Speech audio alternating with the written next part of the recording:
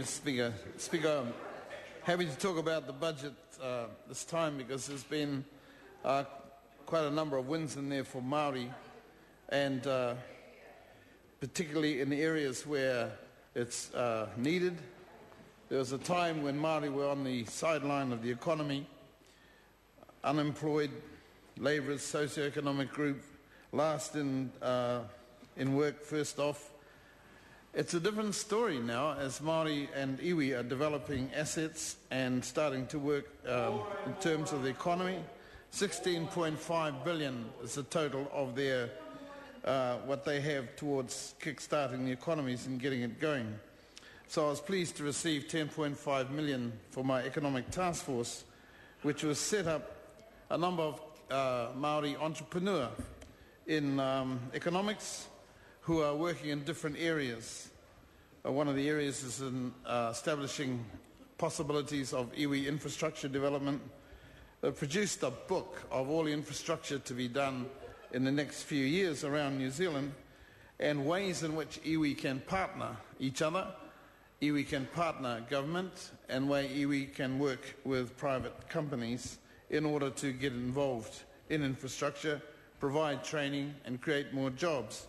So that's a major move forward coming out of my task force. Another one area is the coordination of SMEs, small businesses. We're getting a network has been set up whereby they can help each other and work with each other in terms of their small businesses. We're establishing a Māori brand for export. This is work that's been going on for some time. It's coming through now. There's a group working on Coda Incorporated, where we've got a seafood export line off to various parts of Asia, where quotas, whether they're large or small, can actually be combined, and it allows the small quota holder to participate at every level as the major quota holder, and they get in what they get out. So if they put in 2% of the quota, then that's what they will reap from it. But it allows them to participate in the world export and economy. Science and innovation is another area where this will go, where Māori are looking to value add to their product that they're exporting, rather than just moving out timber or wool, but to look at how it can be value added through the use of science and innovation, and we've invested in that area as well. So in September, I'm taking a group of Māori entrepreneurs to Shanghai, to the expo there, and they will be working in different areas. There's a IT we lead the world in certain areas of graphics. We're taking graphic people, agriculture leaders, forestry, fishing, infrastructure, culture, language, technology, phones, education people, investment entrepreneurs, and so on in this group that I'll be leading of Māori, going first to Beijing and then down to Shanghai for the expo. So we're looking forward to that. Training is very important. I remember a year ago I set up a training program, launched it with InfoTrain and TPK. We were hoping to get 250 students on the program. They're trained in infrastructure development, and we wanted 20 from outside to be involved and 3 to reach diploma level. Well, instead of getting 250, I went to the graduation. We had 359. Instead of 20 from outside the industry, we had 40. And instead of 3 to diploma level, we had 8 graduates. So it's quite an exciting program that we set up. I think another facet, obviously, that everyone knows about is the contribution to whānau ora in the budget, 134 million over 3 years. Tariana Turia spoke about that in her delivery.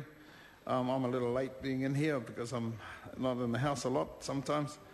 I think treaty settlements have received a boost of 6.5. This will strengthen the teams that will go out and do the negotiating in line with the government's aim to complete the claims as soon as possible, as soon as iwi want them as well. So, and just added to that, we've managed to accumulate 72 million's worth of land which have been land banked which will go towards those settlement processes. Education for Māori, there's a number of areas. Kura, literacy numeracy, 12.6 million. And for the development of new wharekura, to move from a kura into a wharekura, stage by stage, class by class, another 12.6 million, which will set up 7 wharekura. I think the most important thing about education for Māori, though, is the government drive for early childhood education. Another 91.8 million has been put in there. We're going to concentrate on puna reo, kohanga reo, particularly in places like South Auckland and areas like that we're going to go into. The early urgent area that I am working in is in corrections, and we've got 19 million, 20 million for a whare oranga ake. 2 of these establishments to be built, one in Hawke's Bay and one in Auckland area. And the whole idea of this is that they will house initially 16 inmates, ultimately 32. And the value of this is you're not just incarcerating 32 inmates, it's 32 each year because they're not coming back. One of the problems with prison is recidivism. 55% of Māori who are released are returned back into prison. And we've tried different programs. We've got Māori focus units up and down the country. There's 5 of them now. Some of them have been marginalised by the demands of mainstream, which interfere, if you like, with the numbers, the muster, who goes in, and the programs in Māori focus units. So it's been difficult to run a straight program through there and have them benefit in the way it was intended.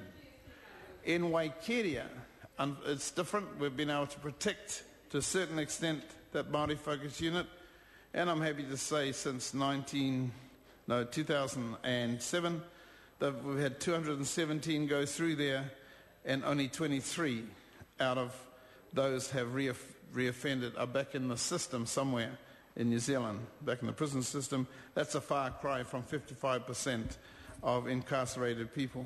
But the thing about the whare oranga ake is that they'll be required to map themselves out a career. They'll be required to go through some programs where they deal with their fault, what's wrong with them, what caused their crime, whether it's through psychologists or tohunga or social workers or whatever. So there'll be less jailers, but more people working on their rehabilitation. Then they will be trained in whichever way they want to go, whichever vocation, whether it's in want to do a degree or a program, or whether they want to be a carpenter. We've got firms like Fletcher's who are prepared to give a tool set and mentor these people into work and so on. But I think the main thing for this whare oranga ake is that it's the people involved outside. They're contracted in. They will actually run the program. They will make sure that there's a whānau group outside. So when these people are gradually rehabilitated into the community, they'll be rehabilitated into a support group. And the support group will bring them into their whānau, whether it's onto a marae or into a different activity, a gym maybe, as well as progressing on their work. So it's been the main reason why people have gone back into prison is the fact that they haven't been able to make it once they're released. And I remember 2 guys in Parry, when they were being released, they were happy, looking forward to their flat and having a life outside and so on. 2 months later, I visited them in their flat, no light bulbs, no money, no jobs, depressed, and in a few months later, they were both back inside and happy as Larry. So that's the thing we're fighting against, is institutionalization. And that's why we want to make sure that they do re-establish themselves out in the community. So just to round off, overall in our budget, we've also been lobbyists, Minister Turi and I, for a government to get money in health, early childhood, housing, innovation, Warm Up New Zealand, land banking settlements and so on. And the figures actually come to 400 million in total, and added to another 400 million in the general area for Māori, that's 0.8 of a billion. Thank you.